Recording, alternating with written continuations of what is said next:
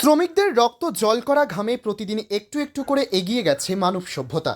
তাই আজও সভ্যতার ইতিহাসে গুরুত্বপূর্ণ হয়ে আছে শ্রমিক শ্রেণী।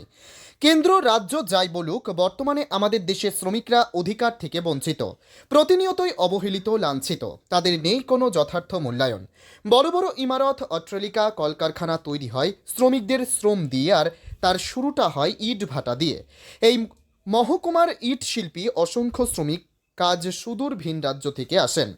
তাই শ্রমিকরাই সভ্যতা বিকাশে কাজ করে থাকেন। তারাই মানুষ, তারাই দেবতা। গাহি তাহাদের গান, তাদেরই ব্যথিত বক্ষে পা ফেলে আসে নব উত্থান। বিদ্রোহী কবি কাজী নজরুল ইসলামের কুলি মজদুর কবিতার এই লাইন দুটো জানান দেয় শ্রমিকদের সম্মান, প্রকৃত মর্যাদা।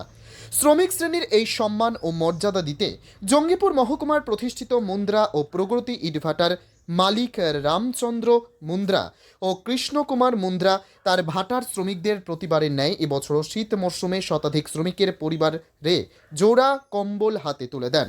কৃষ্ণকুমার মুন্দ্রা ও রামচন্দ্র মুন্দ্রা বলেন, এটা কোনো অনুষ্ঠান নয়, মানবিক হিসেবে প্রতি বছরই শ্রমিকদের পরিবারে শীতকালীন সময়ে কম্বল দিয়ে থাকি, কারণ তাদেরই শ্রমে আমরা উপার্জন করে থাকি।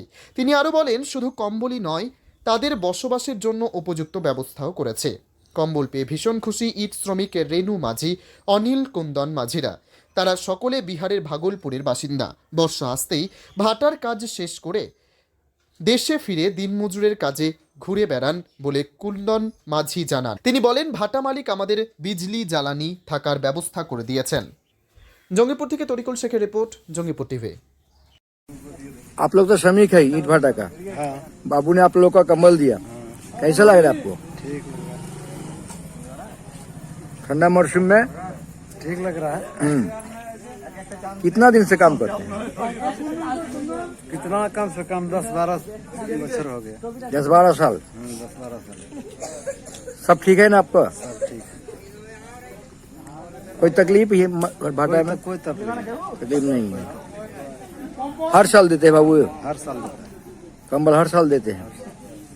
आपका नाम? अनिल अनिल क्या? अनिल मानी। अनिल माझी।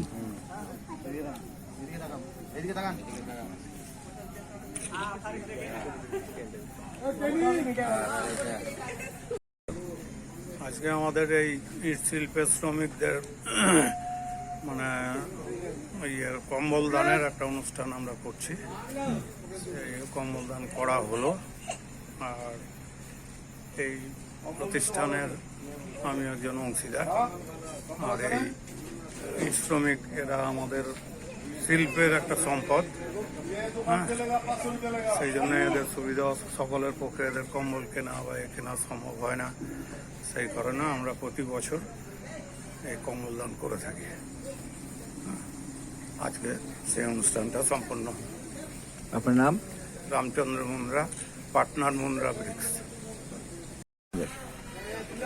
আজকে আমার প্রতিবারের ন্যায় একটা অনুষ্ঠান, বলতে অনুষ্ঠান কি বলবো, এটা একটা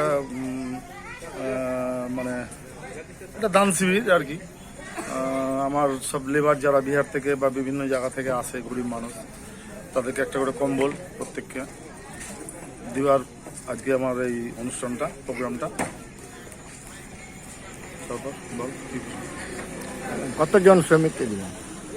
আমার ধরেন 3-4টে ভাটার মধ্যে আমি অংশীদার। 3-4টা ভাটার মধ্যে মোটামুটি আমরা 300-400 কম্বল আমরা দিই। এবং আমরা যে কম্বল দিই হাই কোয়ালিটির কম্বল দিই। যে কম্বলটা দিয়ে কমা হয় 80 টাকা 70 টাকা দামের নয়, 400 টাকা 450 টাকা কম্বল আমরা দিই। কারণ দিব যখন লেবারকে তখন ভালোই দিব, যাতে সে ওরে একটু পায়, গরিব মানুষ। আর এদের থেকে তো গরিব কেউ নেই। ঘর বাড়ি ছেড়ে এখানে এসছে, বাচ্চা বাচ্চাগুলো দেখলেই বুঝতে পারবেন যে কী অবস্থায় তারা বাস করে। তো বিগত দিনে এটা আমি শুরু করেছিলাম জঙ্গিপুরে ভাড়াতে। এখন কিছু ভাড়া দেয়, বাকি অনেকেই এসব করে না, কিন্তু আমরা কিছু ভাড়া আছি, আমরা দিই। যে গরিব মানুষ তারা এসছে খাটতে আমাদের দুয়ারে, আমরা বাড়িতে রাত্রেবেলায় ঘুমাচ্ছি লেপে, আর তারা এই ঠান্ডাতে আমার ভাড়া মতো থাকছে। তবুও তো আমার ভাড়াতে সব পাকা ঘর করে দেওয়া আছে, পাকা সেট করে দেওয়া আছে, ঘরে চার্জার দেওয়া আছে, ঘরে ফ্যান দেওয়া আছে। লেবারদের যতটুকুটা পারি আমার যেরকমটা সামর্থ্য আমি কিন্তু লেবারের জন্য করি, কারণ তারাই আমাদের প্রাণ। তাদের কাছ থেকে আমরা রোজগার করে খাই। তারা না দেখলে আমাদের কোনো দাম না। আজকে একটা বছর যদি লেবার না আসে আমাদের ব্যবসায় বন্ধ, চালাতে পারবো না। আপনার নাম? আমার নাম কৃষ্ণ কুমার মুদ্রা, বুড়ো।